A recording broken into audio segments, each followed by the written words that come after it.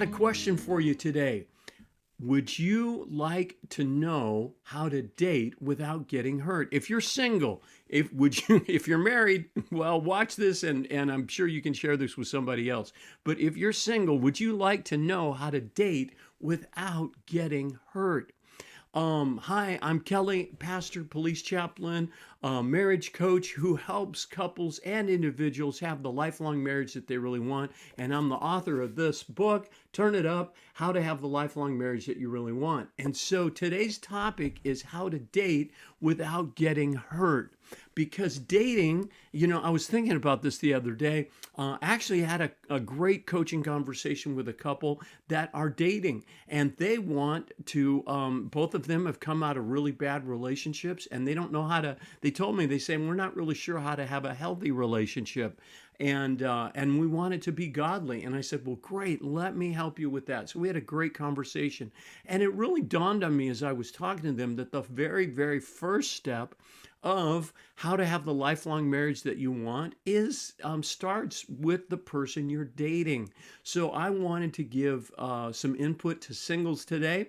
Don't worry though, if you're married, this will apply to you because and certainly if you're married, this is something that you can share with other people because I bet you know somebody that's single and would like to be married. Okay, maybe they're out actively looking, maybe they're dating one person after another and getting hurt, or maybe they're just so afraid of getting hurt that they're not dating at all. Life could possibly be passing them by and they may miss something that God has for them because they're afraid. So this, I think, is going to be really helpful for all of us here today. So dating, what is dating all about? It's what I'm not going to make it complicated, but I do want to give you some steps on how to do it in a way that I think will honor God, that will help you from getting and keep you from getting hurt. Dating really is. There is a purpose behind it. I didn't understand this for a long time. And I was the kind of guy, by the way, when I was single, that I dated one person after another. And there was something that God needed to heal inside of me. And when he did that, then I was able to really meet and connect with a person who's now been my wife for almost 35 years. The love of my life, the beautiful Carrie. I think some of us feel that dating is kind of like walking through a landmine on the way to the goal line, to mix metaphors here a little bit, and with the goal being getting married. And we hope as we're walking through this landmine that we don't get blown up too many times. I felt that way. In fact, it was just like, well, just keep trying. Maybe eventually it'll click. But maybe, I also felt maybe there's something wrong with me. Well, I figured out that there wasn't something wrong with me. I was just kind of going about it the wrong way. But dating really is the critical first step in having that lifelong marriage that you really want. You need to make a good choice of who you're going to marry. And dating is that period of time where you can evaluate and check out that person and get to know that person, because the goal of dating, or the purpose if you will, is to find someone that you can spend the rest of your life with. Okay, and you really want to get to know that person well. Okay, so recognize that as you date, by the way, that you are evaluating, okay, the person. You are evaluating each other. Now, you're not judging. I don't want to make it sound like you're going to be critical or judgmental, or you're going to reject someone just because, of some superficial character thing or something. But you really do want to evaluate. Okay, are their values the same as mine? Do we believe the same things? Do we go to church? Are they a follower of Jesus like I am? What? Even politically, you may want to talk about that. Are we on the same page? Do we have the same kind of values when it comes to politics? You don't have to be equally in agreement about everything. Where's the fun in that? But you do need to have the core values of your life lining up. And I did, by the way, make a recording on 10 questions to ask yourself before you get married. And that talks a lot about values and some other things too. So I'm going to put the link to that in the notes. but you can check that out. I think that would be really helpful. And if you want to hear my story and our story, Carrie and I also made a video about that, a recording, I should say, about that, called How to Start, or starting the lifelong marriage that you really want to have. Something like that, I believe I called it. So, anyways, recognize though that you're not judging the other person, but you are evaluating. And if you see some things that you don't think you're compatible with, okay, in other words, and I mean big things, all right, non-negotiable things. For me, that was I was not going to date someone who was not a believer in Jesus Christ. More than just a believer, a follower. I wanted to have somebody that I was going to spend the rest of my life with that loved Jesus as much as I love Jesus, that was on the same spiritual level as me. Not that I'm perfect, I'm certainly not. And certainly 35 years ago when I was dating Carrie, neither of us were as strong a believer as we are now. We've grown, but that was a non-negotiable. I wanted to have somebody to share my life with that we could unite spiritually with. And I'm going to talk about that in a moment. But maybe there's other things as well. If you're a hardworking, goal-oriented, person that's responsible financially, and you meet someone and they're really kind of irresponsible. In other words, they've never held down a steady job. They always go from one job to another. They have trouble paying their bills every month.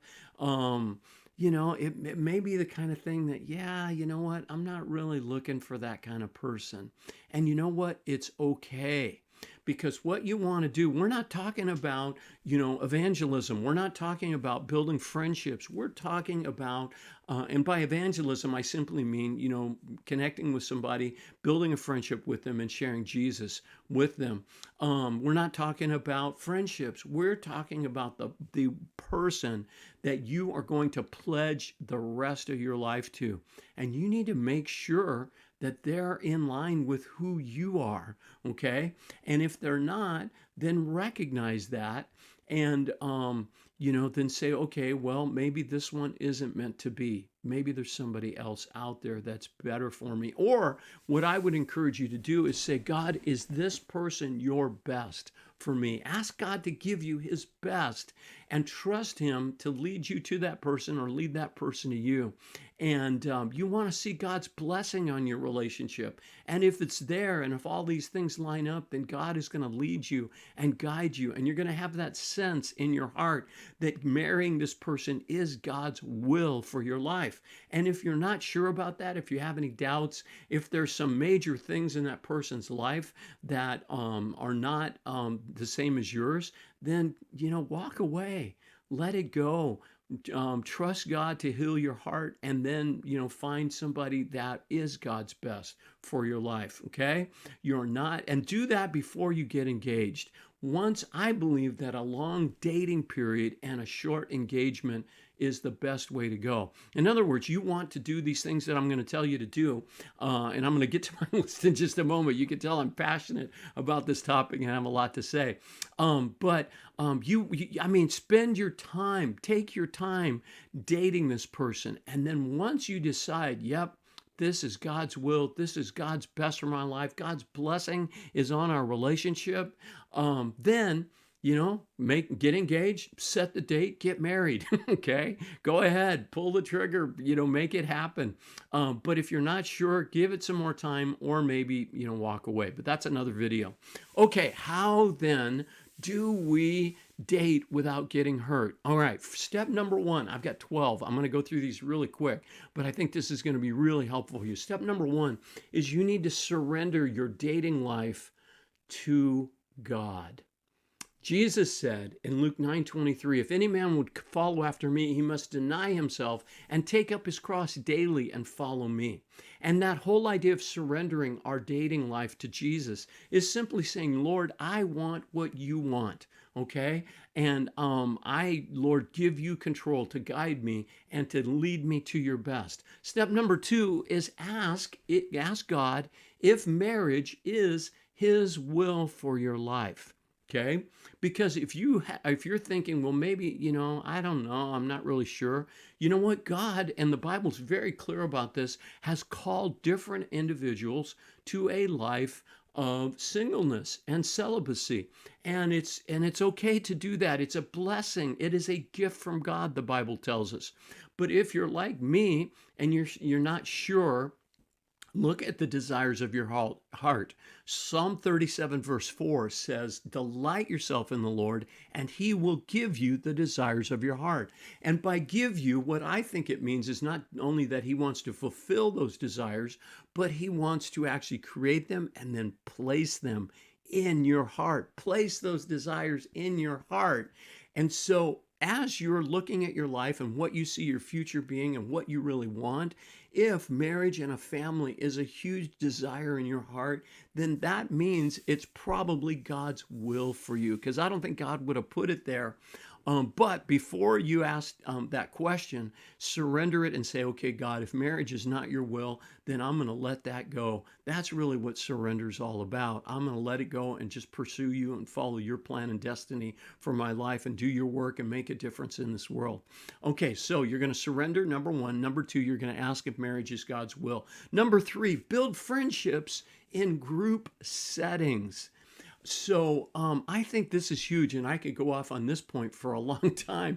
But I think well, in my life, I was looking for a girlfriend to meet a social need of a friend. And when I stopped dating for a season, I took about a year. A friend encouraged me after a particularly painful breakup, to take a year and stop dating fast, dating as unto the Lord, and instead just seek the Lord and let God heal my heart.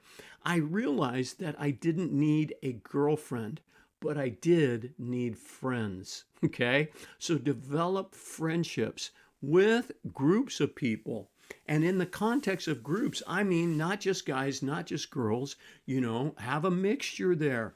And a great way to do this is get involved at your local church, okay? And there's two ways to do that. You could serve on a team or ministry together, or you could join one of their groups, okay? So just being in groups, being around people, and then, call some folks up and just say, hey, would you like to go to the movies? I'm getting a group of people together. We're going to go see a movie this Friday night. Would you like to come? And here's how we're going to meet. Let me tell you that a group, okay, is never a date.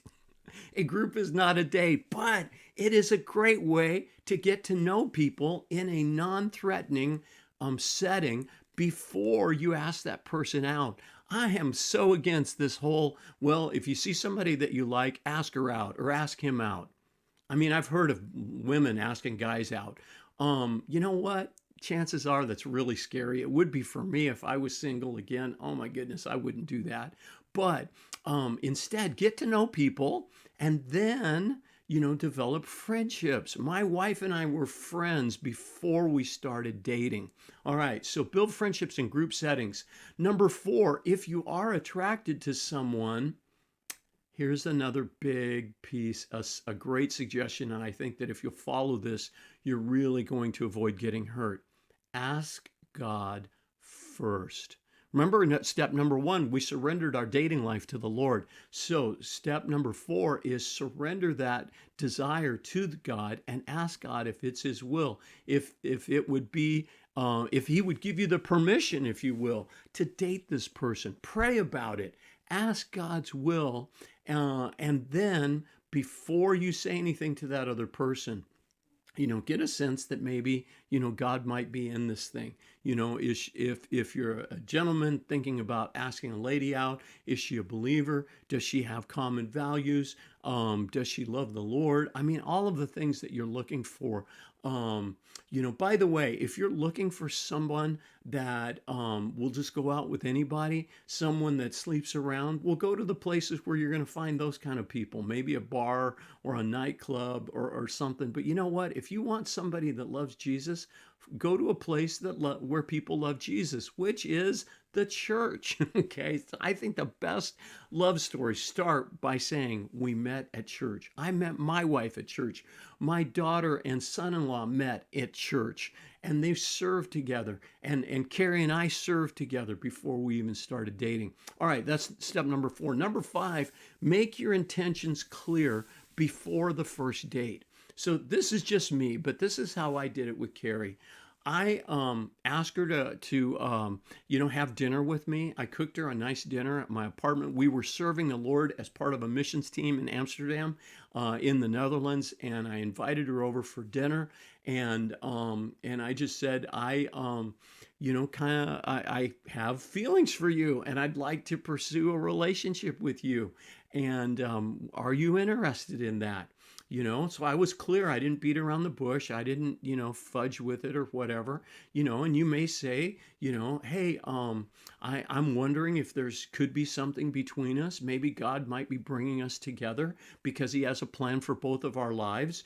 And I'd like to explore that with you. You're not proposing marriage. All you're doing is asking if they're interested in having a romantic type of relationship with you. You're going to take it to a level that's just beyond friendship and see what they say. Okay, so number 5, make your intentions clear that you want to honor God, you want to continue serving the Lord with this person, but you want to explore developing a closer relationship with them. Number 6, this is huge. Take your time. I cannot say that enough. Take your time. I get really, really concerned when I hear about people that come to me and say, "Hey, will you do our wedding?" And I'm like, "Great. How long you guys been dating?" About a couple of months. No. I won't do it.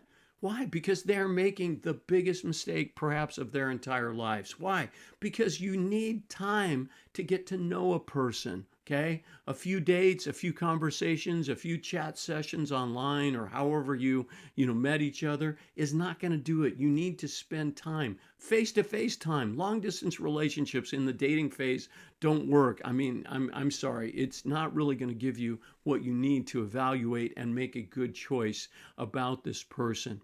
But take your time and basically think of it this way. Allow things to grow between you naturally. The more time you spend, the more you get to know this other person, the more if you see some things you don't like, it's going to become obvious.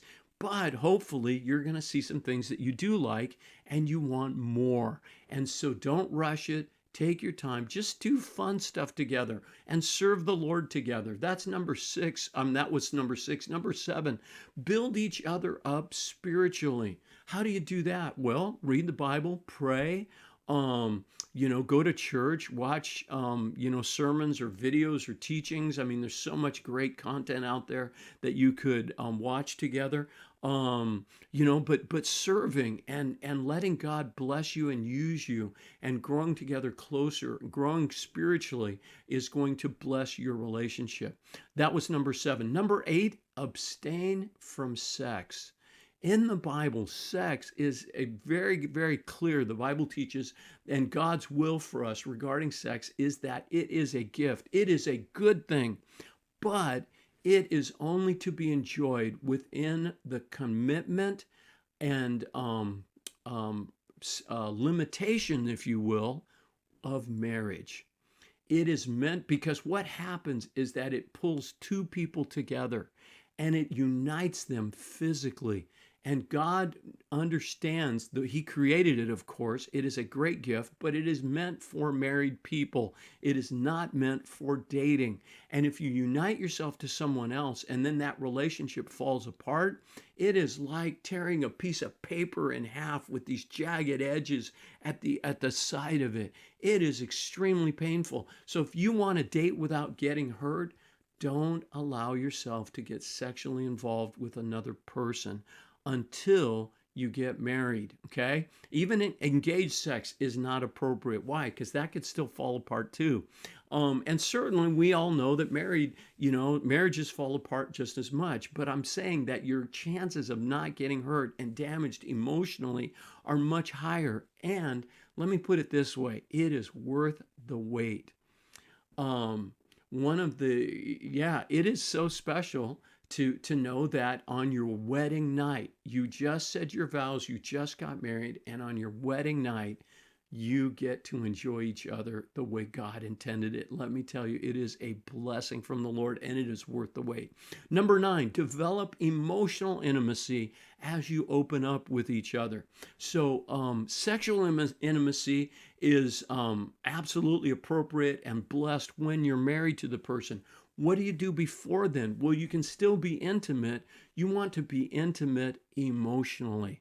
And by intimate, I mean opening up, being vulnerable, sharing your dreams and your hearts and your fears and your concerns, sharing your past and your story, sharing your desires for the future, getting to know that person, being a good listener, receiving the other person's story, and building that intimacy with each other. That's number 9. Number 10, don't ask the ultimate questions too soon in your relationship. So I remember when we were dating at maybe about, oh, I don't know, 3 or 4 months, maybe 6 months, Carrie said, "Hey, where do you think this is going?" And it freaked me out. I gotta tell you, I almost called the whole thing off. I almost went back to her and said, you know what? I don't think God's in this anymore. I think we should break up. I was ready to do that. But what I told her is I said, I don't know. Let me pray about it and get back to you, which, by the way, is another great tip. It's not one of my points here today, but that's a great tip. If your boyfriend, girlfriend, fiance, or wife or husband ask you a question about something and you don't know the answer, let her know that. Let him know that. Hey, I don't know, but let me get back to you. I need to think about that for a while. It's better to give that answer than to say something that maybe you regret later or that isn't really coming from your heart. So anyways, I went away and I prayed about it. God, is this really going towards marriage? Is this what you have for us? And here's what God told me. He said, it's too soon to ask that question.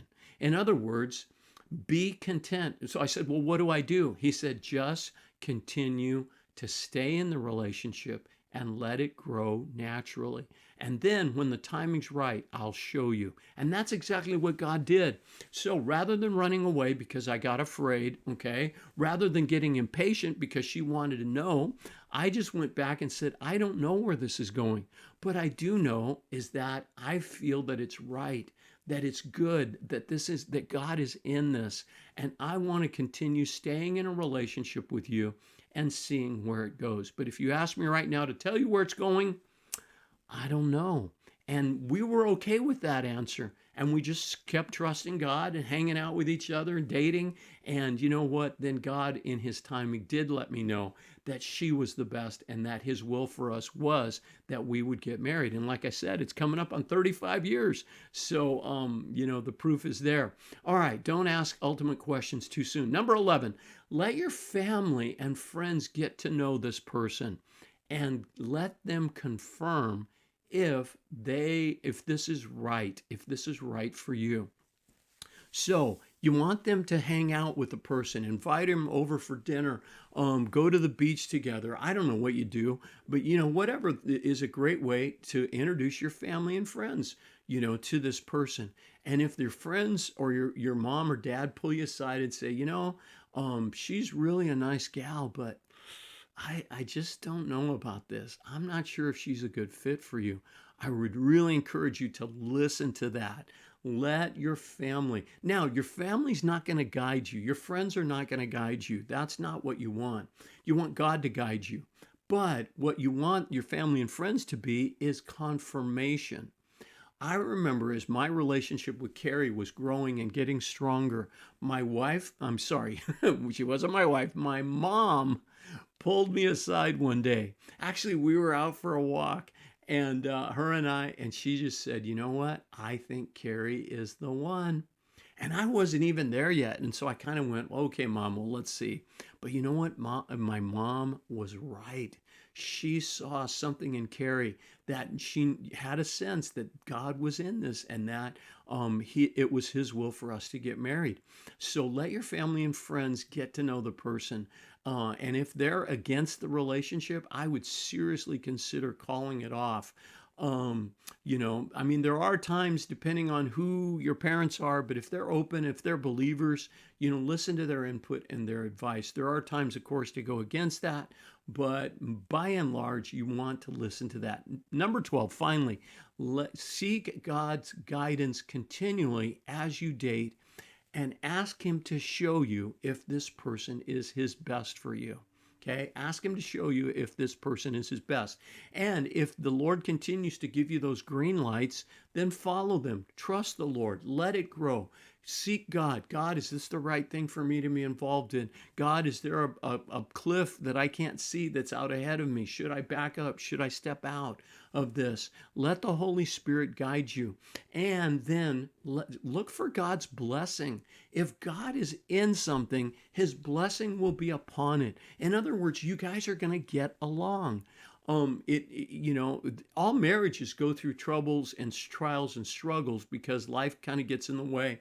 But in a dating relationship, you really, ideally, it needs to be pretty smooth sailing, or it's generally pretty smooth sailing. So if you guys have lots of conflicts, if you guys have lots of problems and challenges, and you're just not on the same wavelength, yeah, that might be a good sign that maybe God's not in it. It might be a good sign that maybe if that person's not a good fit for you, if you guys are always arguing with each other, if you just can't come to a place of agreement, if you can't see eye to eye on things, maybe God's not in it. Because once you get married, those things that are happening in the dating relationship are only going to continue, if not increase in their frequency.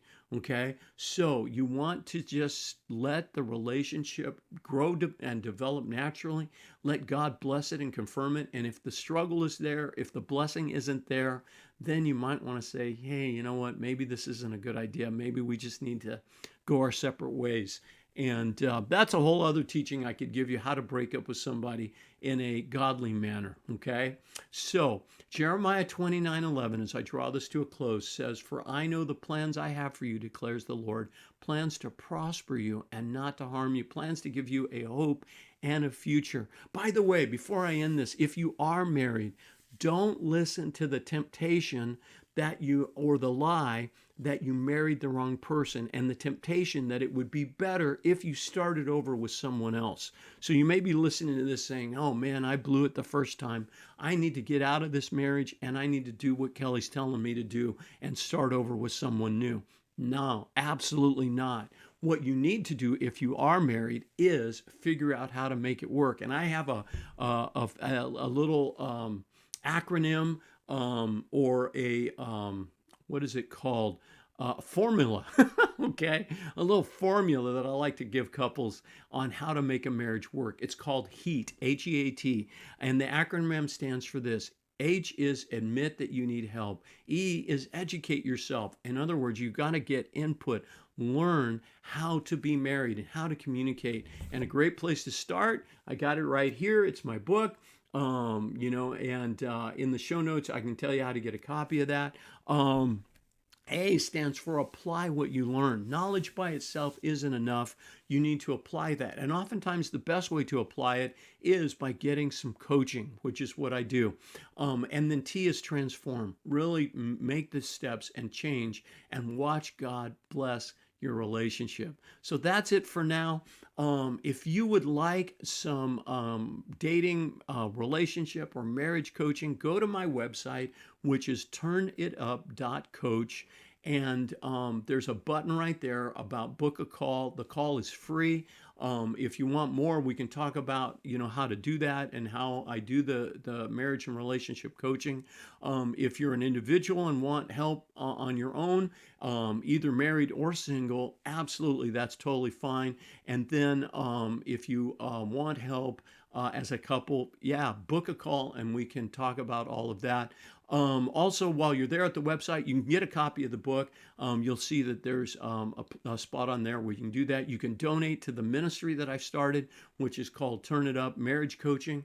And also, I have a free Facebook group. If you're not a part of that, click on the link in the notes and you can join that. And these recordings are available both in video and in audio podcasts. So, check out both of those, either on YouTube or the podcast is with Anchor and on Spotify. God bless you guys, and may the Lord bless your life. And if it's His will for you to get married, then I pray that He would guide you to the right person so that you can have the lifelong marriage that you really want. That's it for now. I'm Kelly DuPay, pastor, police chaplain, a marriage coach that helps people have the lifelong marriage that they really want, and author of the book, Turn It Up, How to Have the Lifelong Marriage That You Really Want. That's it for now. God bless. Bye-bye.